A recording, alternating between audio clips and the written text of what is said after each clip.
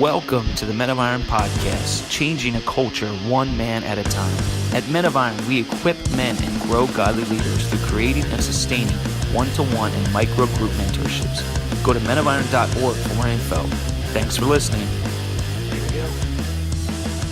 What is up? Welcome to the Men of Iron podcast. It is Steve Solo here at the Welk residence in Lancaster, PA. This is an exciting podcast as we talk about marriage today. This is actually our first female guest on the podcast. Oh, wow. I feel so honored.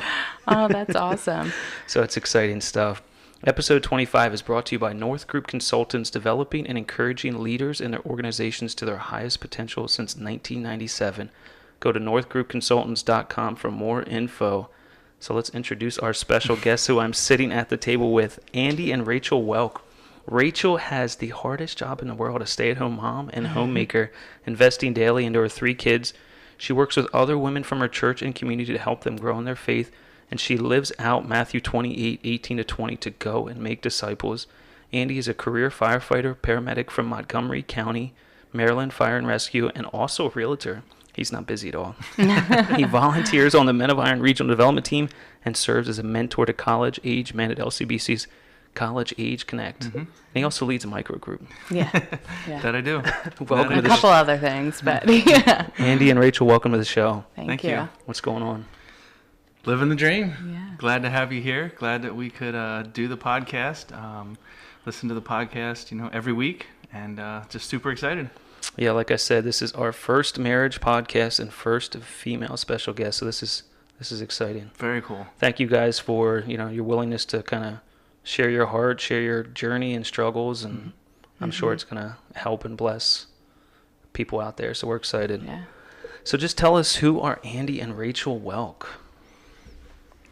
I grew up in a family where my mother was the spiritual leader of our house. So I did grow up hearing the word, and I walked away for a little while.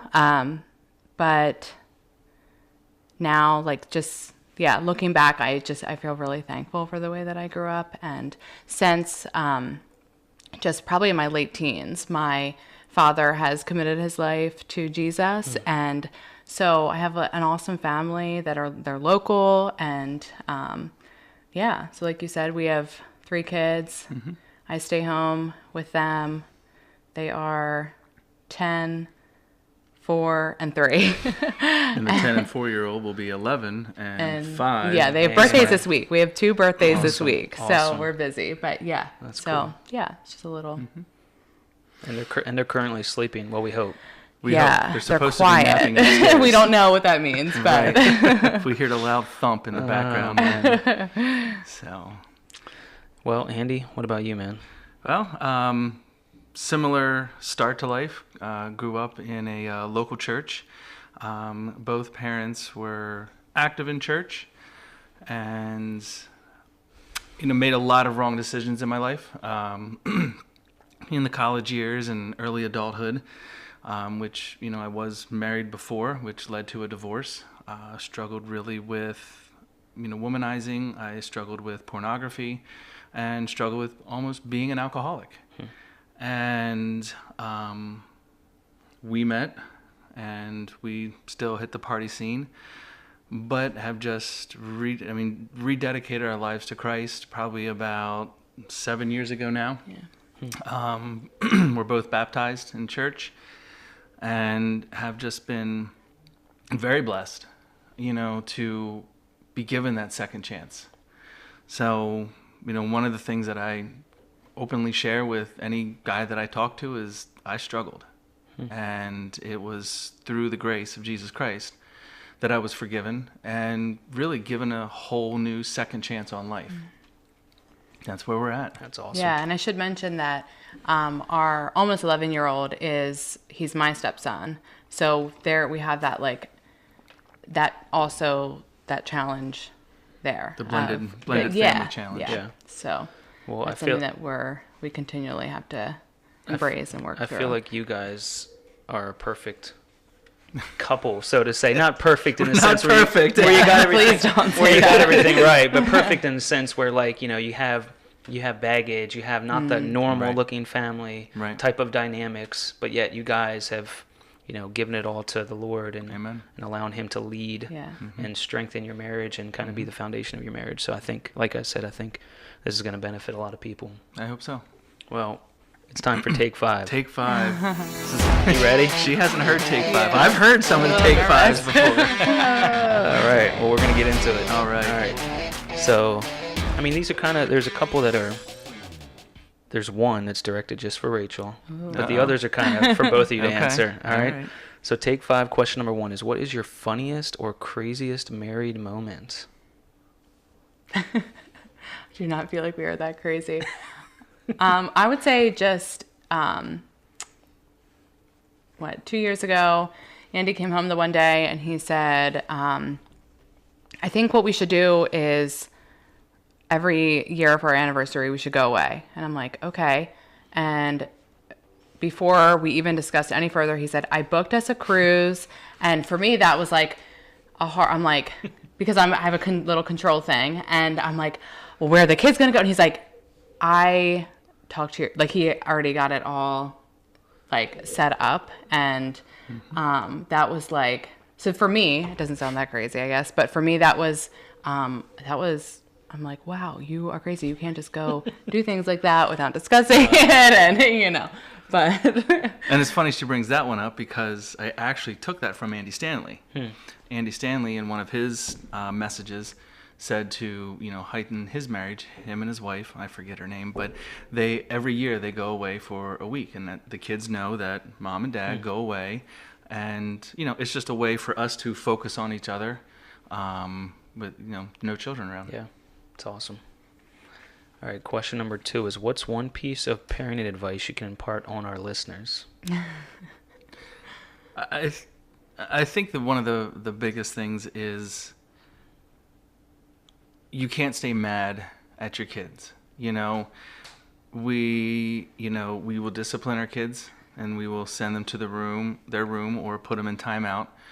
But then it's followed with a 5 to 10 minute time up there. And then one of us, whoever did the discipline, goes up and says, hey, do you understand why I disciplined you? Do you understand that I still love you? But, those types of things we can't have. Yeah. And explaining that to, I think, the children is something that is huge, because then it's just like, oh, it's just not this random out of the blue thing when you understand and tell them. And the other thing too, and I'll say this, is when you're wrong, when you discipline a child and, you did it initially, and then you're wrong, come to find out you were wrong. Or out of anger. Right. Or tell them you're wrong. Yeah. That's good. Because I've actually had my son Landon tell me, you tell me you're sorry. You tell me when you were wrong, and then that you didn't listen to my side of the story, but now you listen to me. That's really good. Yeah. Yeah, and I would just say that something that, as a stay-at-home mom, that I have just learned really the past 2 years is that this call to make disciples, I think I had this in my head, that it was going to be this really grand thing, out in the world, and that there are these people right in front of me, that if I don't take that opportunity, they are here for me to make disciples out of, not for my pleasure, not for me to have this cute child that I get to tote around, but for making disciples. So that is something that on those days where we're stuck inside, those snow days, and I'm right here in front of me is this opportunity to be Jesus and just to embrace that and look at that as something exciting. And that's good. Yeah. I don't know what the exact quote is, but it's that your home is your greatest mission field. Yeah. So that's really good. All right, Rachel, this is for you. Uh-oh. Question number 3 is, on a scale of 1 to 10, how much do you love the mustache? Oh man, this is putting me on the spot. Okay, if this is just for our listeners, I feel bad for you because you don't get to see the mustache in all its glory. So the mustache.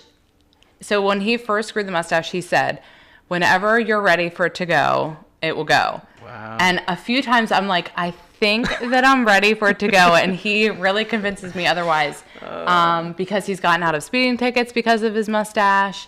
And so also it has been like a good way, like if I'm like meeting somebody, I'm like, oh, you might know my husband, and it has been like a good, like really obvious thing to say, like he has this really big He's mustache. the guy with the crazy mustache. Yeah. So yeah, I don't.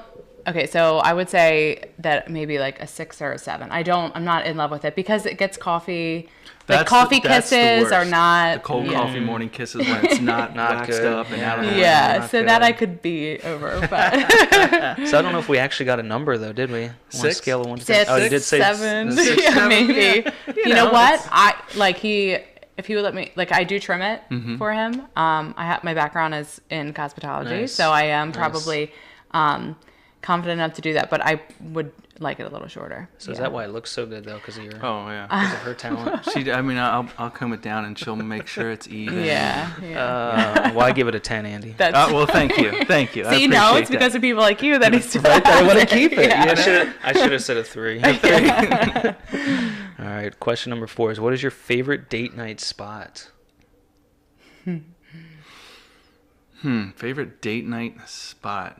We like to explore. We explore do. the city. We like hear of new place. Usually Andy, because he has all the, When you meetings hang out with John Carpenter. I was gonna say, Yeah. John Carpenter knows all the places to go. the mayor of Lancaster. Exactly. Shout So out Juan. Exactly. Yeah, we visit a couple places, but some places are like, we Or like really go to if like nothing else. is popping out at us. Yeah. Where? Annie Bailey's. Annie Yeah. Bailey's. Alright. Exactly. Nice. Yeah. I like it.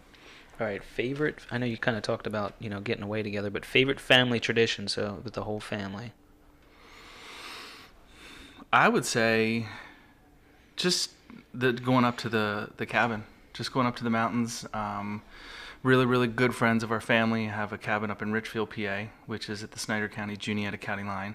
It's about an hour and a half from here, and it's far enough away, but yet close enough. With 3 kids in a car, hour and a half is perfect. Yeah. And we just go up there and we hang out, we play games. It has a beautiful view. So yeah, I would say that's probably, spending time up there. But I do have to go back to question number 4, is date weekend would be going out to Pittsburgh to see the Pittsburgh Penguins. Here we go. Here we go. That is So for sure. I had to throw that one in there. Yeah. That's good. Yeah. You took that ugly jersey off. Yeah. All right. Well, you guys survived take 5. That was All right. That was pretty harmless. Yeah. Yeah. Minus the mustache Yeah. question. That was good. I'm glad you put that one in there. Well, let's kind of dive into why we're here and kind of this kind of getting your story, not only your faith journey but your marriage story, and like I said, being able to just bless our listeners out there with kind of a real life marriage story, which I think is so valuable for people to hear what other people are going through and how they've overcome struggles. So you obviously talked a little bit about your faith journeys and what brought you guys together. What can you just talk about some of those tough behind the scenes struggle moments that you guys have overcome in your marriage, and maybe you're even battling them right now? I think one of our biggest battles is communication. I do have a very busy schedule with the fire department, with real estate. To me, one of the battles is I put it in our synced Google Calendar on our phone. I'm like, it's in the schedule. That was kind of my me telling you, which it's not. One of the biggest things is communication, and I think as guys, I think we struggle with that because we're not good communicators when it comes to our spouse. When we are at work, when I'm talking to maybe clients, it's communication skills are there. But I think we just take for granted and assume that our spouse knows what we're thinking, and we don't communicate enough. And we kind of had this discussion last night laying in bed. It's Rachel wants to talk. I'm like, go ahead, talk, and then it's kind of one of the things, and not throwing her under the bus, but it's kind of, we all let things develop until we're like a volcano and erupt. Yep. When we should communicate at the point that it happens, when it's small, so it doesn't explode into a volcano. Yeah. Yeah. Would you agree? Yeah, I would say that communication, especially, that happened early on in our marriage where especially with me, like when I started staying at home, which I was like really reluctant to do, and I had like resentment about staying at home. Like it was definitely not something I wanted to do or ever saw myself doing. And so I always felt like Andy's schedule was more important than mine. And that that was pretty early on and it is still something that we like work through, and that we make progress, and then we backslide, and so it is ongoing. But I would say, yeah, communication and just, I guess, like understanding our roles, like fitting into those roles.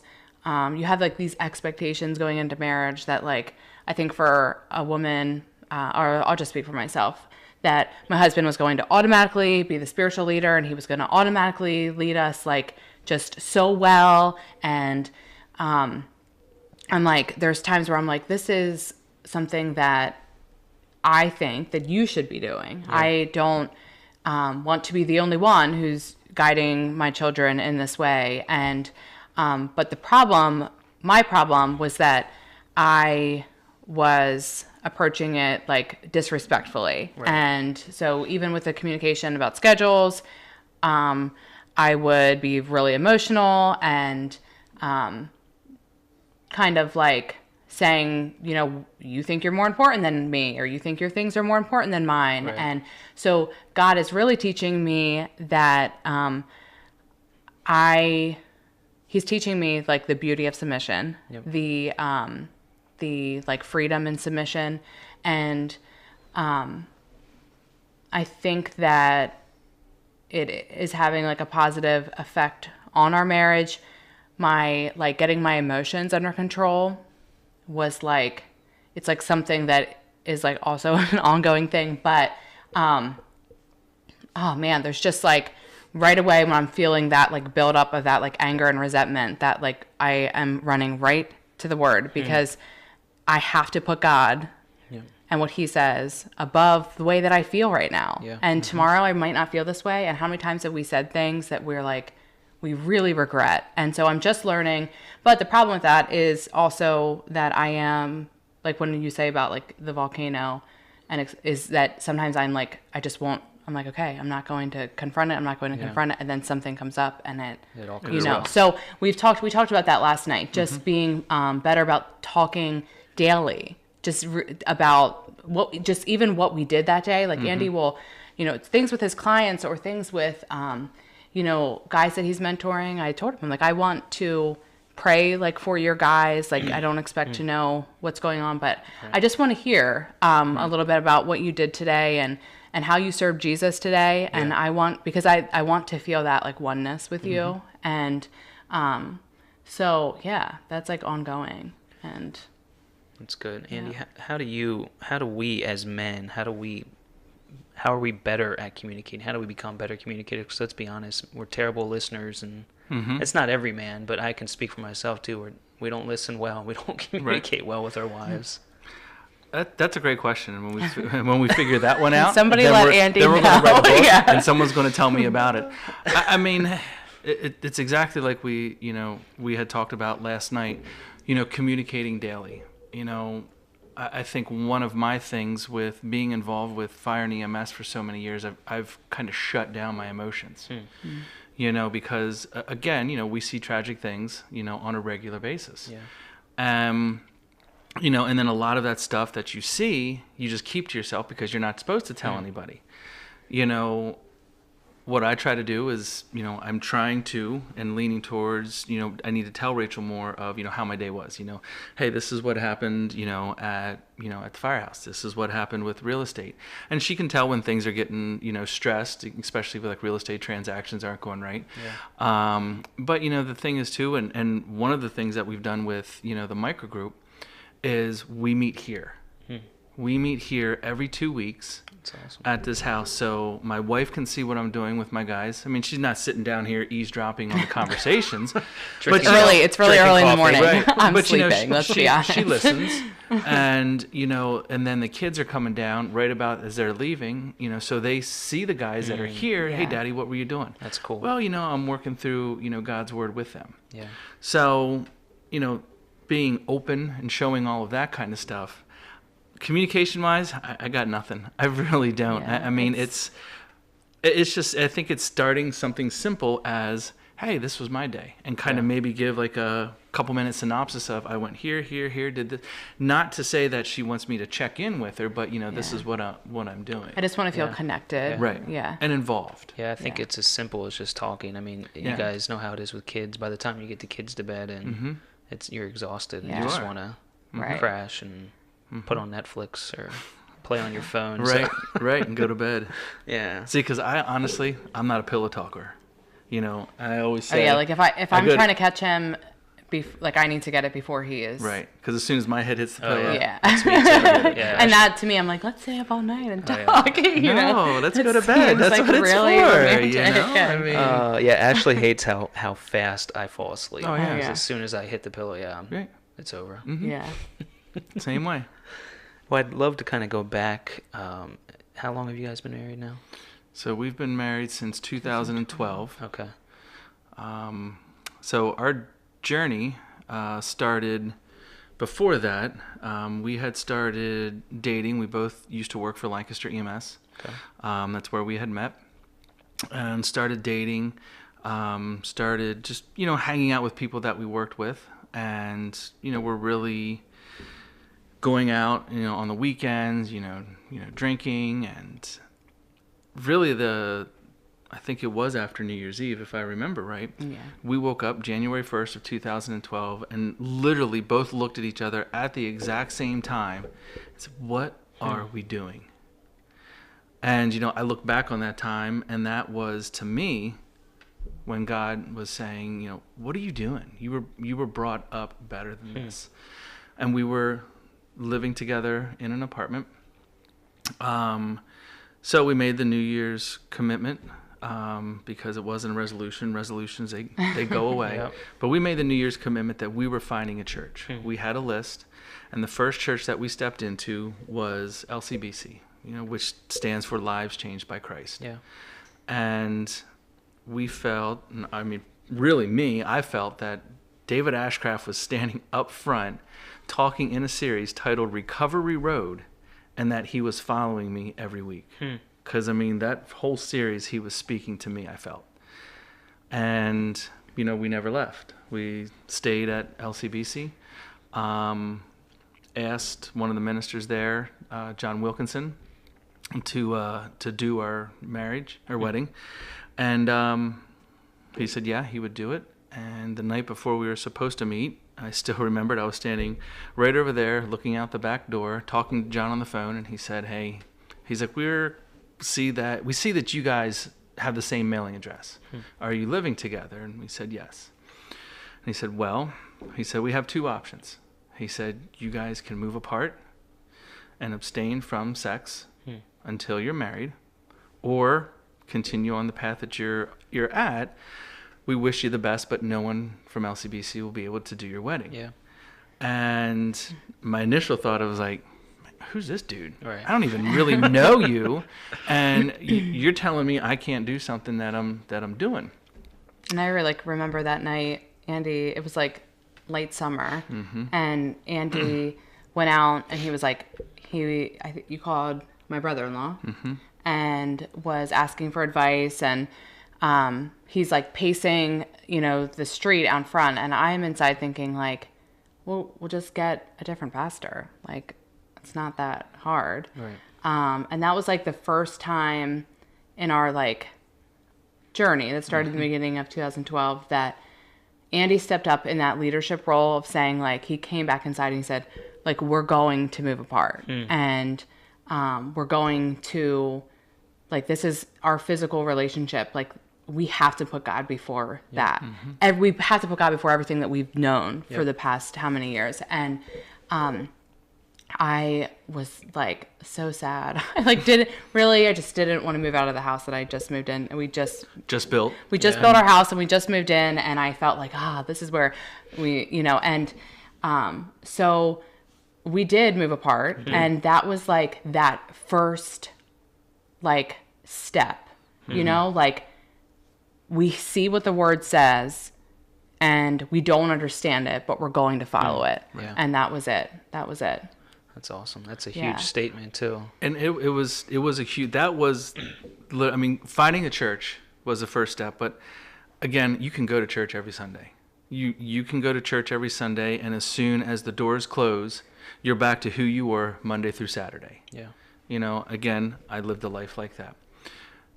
So when John challenged us and we decided that this is what we were doing, that to me was our 2 feet in. This is what we're doing. We are following the plan that God has for us. And I look back on life, from when that started to where we are now, and I couldn't imagine where we would be if we didn't do that. Yeah. Because we wanted to start our marriage right. We wanted to live a life that is glorifying to God. And we fail. We have our, our step backs, but, we strive, and that was the starting step to strive to live a godly life. Awesome. And to have a godly And then marriage. we had like amazing premarital counsel, like this couple, they were amazing, and friends and family. oh and yeah, just everyone we've came got out. so much support. Come live here. Like, Come, you stay with me. Yeah, we did. I had I moved in with a friend, and it was just it really God did. He took care of us. He took care of us, That's and awesome. we had lots of people praying for us, and So Andy got to stay in the nice newly built house. No, we We traded. split. We did. Wow. We Split split the it time up. in half. Yeah. Yep, Okay, Rachel, okay. I stayed here, the first, couple months. And then, Rachel stayed with a friend, and then she came back, and then I went and actually stayed with my parents while Rachel was staying here, in the house. And it was challenging. He But basically worked a lot. Like he just worked a lot because he didn't want to stay at his parents' house in his 30s. I worked a lot, but the thing was, is the cool thing was I would stay up here, with Rachel until 8:30, 9 o'clock. Go down to my parents' house in Quarryville, stay there, and then come back here. And we still had Landon to think about. And I think one of the coolest stories that I love about this is Landon would have been like 4. 3 or 4 years old. And I remember sitting in his room, and I told him, I said, look, buddy, Daddy and Rachel, well, actually, he called her Babe at the time because he heard me calling her Babe. So he's like, funny. that was her Good. nickname. I still want to be called that. Right. So good. But I said to him, I said, buddy, I said, Daddy and Rachel are going to be, not living together, until we're married. And I said, Rachel's going to be staying with a friend, and then I'm going to stay down at, he called my parents Dandu and Nana, said, I'm going to be staying down at their house. And I said, when I'm down there, you can come stay with me. And he's like, nope. He's like, I'm going to stay here with Babe. I'm like, what? And he said, So it was cool bonding time for Landon and I that's so too, cool. because we just got to connect, like more just him and I, and it was good. Yeah. That's good. I love that you guys drew a line in the sand with your relationship and your soon-to-be marriage. That's such a huge statement. It's kind of what like Ashley and I went through within our first year of dating. Neither of us were saved going into our relationship, and within the first year we both got saved. So we had been in that physical relationship. We had Right. sex, so we had to draw a line in the sand as well. Right. And And kinda- that's the narrow path, and it is hard, and I would like venture to say that even most believers, like that's just like that one thing that, because the world, it's just the world is lying to you about like what's best, and but and now when you look back, like you're like, it wasn't as hard as you know what I mean. Now it's like you see it so much clearer now, but it is true. Like culture feeds us that lie, because I've seen believers over the years that young couples that just don't even see a problem with it. yeah. And it's sad. Yeah. Can you guys kind of speak into, we talked a little bit about the blended family, speak into that dynamic and what that's like for you guys? Well, I mean, I can honestly and truly say that I am very blessed with the way that Rachel has a relationship with Landon. You don't see the evil stepmom, I mean, this is the mug, that he bought for her at the little Santa shop at Quarryville Elementary. That's so cool. And I mean, it's, for anyone that, can't see it, it says, stepmom, and then on it says forgiving, kind, fair, compassionate. Kind is all over the place in there. He told me, he said, I probably shouldn't have gotten you a coffee mug because we have so many. And I'm like, Landon, this is my favorite coffee mug. So cute. Yeah. Their bond is amazing. Yeah. And Rachel is really, really good with love languages and understanding and seeing what people's love languages are, where I'm not. I totally am not. And, and that's what she does with him. And I know what he is he loves quality time, and it does not have to be anything crazy but at night, just laying in bed with him and letting him talk to me. Yeah. And I think not being his biological parent probably helps just for the fact that I want him to be able to confide in me, but I think he just feels that freedom of being he's allowed to kind of say things and he's not going to get in trouble. But just that I genuinely I care about him and I want to know, what's hurting him or just how his day was. Yeah. And I have realized that taking that time with him, oh man, the car rides with him and I, he will not. Oh, they he talk doesn't the whole stop. time. He doesn't stop talking. I can't get him to say a word. Hey, how was your day? Good. Did you do anything in school? No. And then Rachel will text me the whole way. Blah, blah, blah. It's so funny. Yeah. It's crazy. Yeah. So I special. think really on our wedding day, part of my vows were that I would love Landon like he's my own. And there have been times over the years where I've gotten frustrated about the situation, and I keep just reminding myself that this child, he's your own, and what does that mean? And so it just helps me refocus and being intentional with him and just with the kids that are ours. There's no difference. Yeah. There really is no difference. Yeah. If when people see us together, you can't tell that Landon is not Rachel's biological son, because we've made a pact to each other, that Landon will be treated the same way as Leona and Adeline. There's no favorites. We hold them all to the same standard. Yep. And I know for a fact he truly appreciates that, because he feels, and he has told me, he said, I feel I'm part of the family. Right. I never feel like that sixth toe. That's Right. awesome. Yeah. So- That's really good. I'd love to kind of hear, you guys in your journey together, you started out dating and, weren't following the Lord, and now you guys are, Christ followers and, leading young kids to be Christ followers. I'd love to kind of hear from both of you how you see the other person from that, that first day or that first day together to where you see, Andy as a man and a leader today, and where you see Rachel as a wife and a leader in the home as well. Well, when we worked together, we actually didn't like each other. I mean, when we first met. We first met. Yeah. We won't go into that long, drawn-out story, but we didn't like each other. A mutual friend literally came to us and said, and this I will quote, he said, "You guys will like each other because you're both Republicans." Yeah.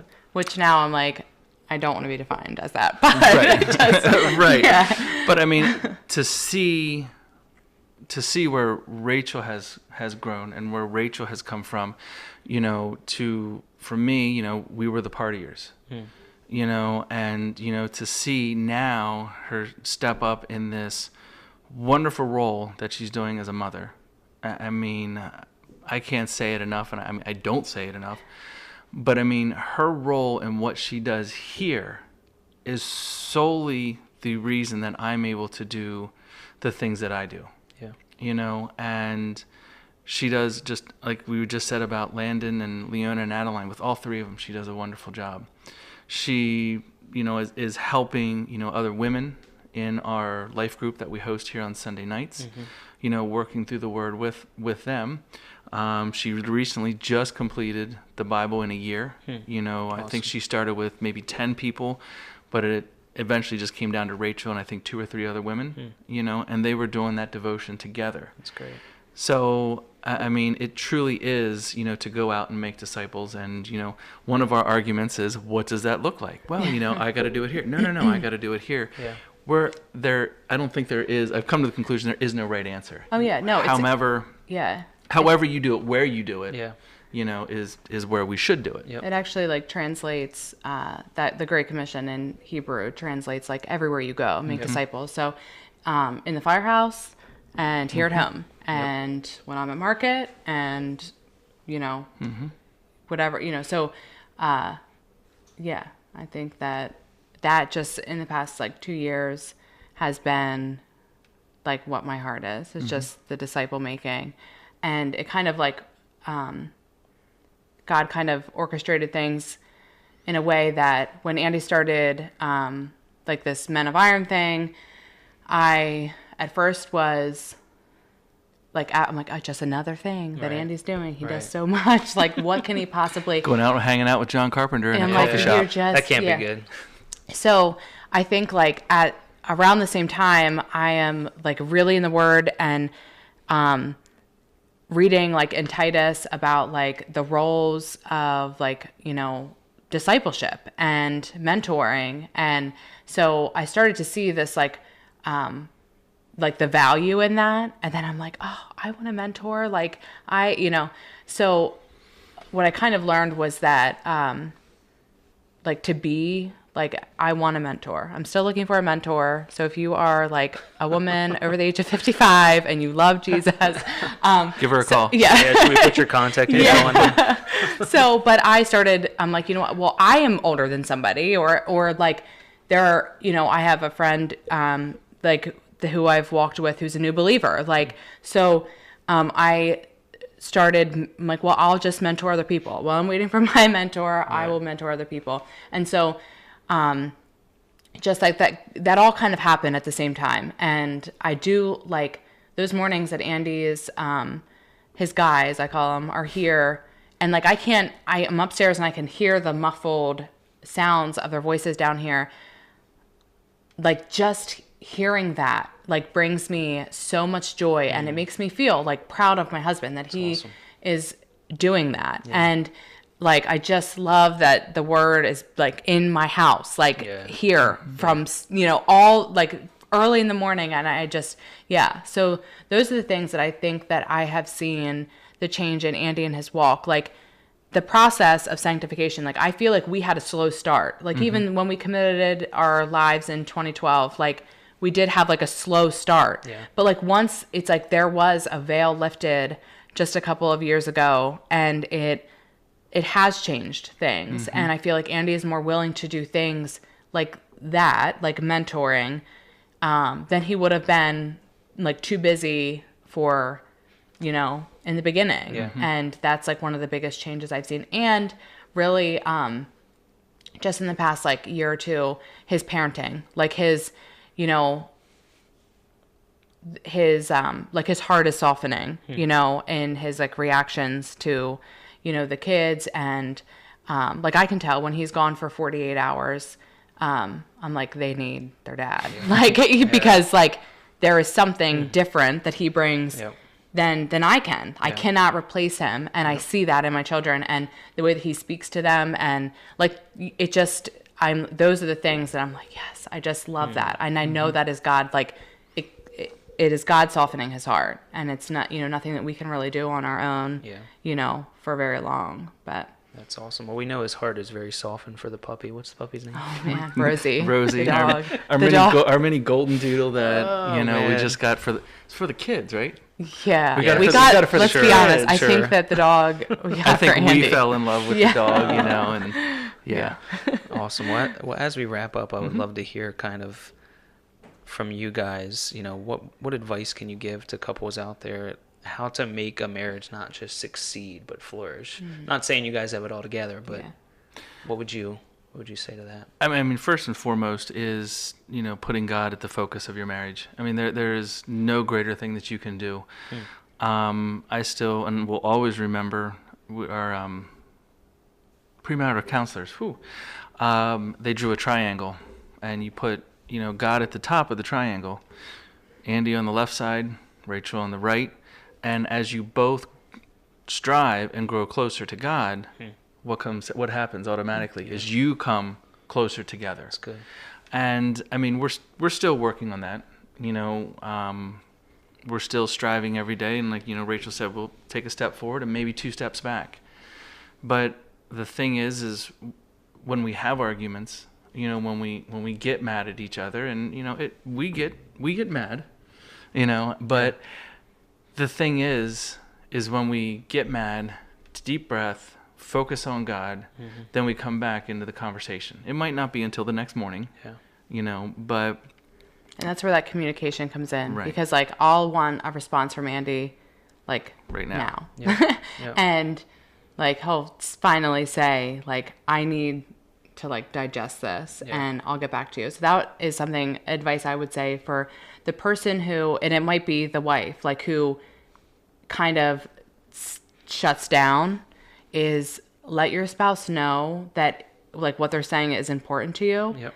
But that you just need some time to get your thoughts together. Yep. And I think that is so helpful for me when he's just I do care, I do want to talk about it, but I need to process this. Yeah, and that's telling me but then make sure that happens. Make sure that eventually happens. And yeah. The other thing is understanding each other.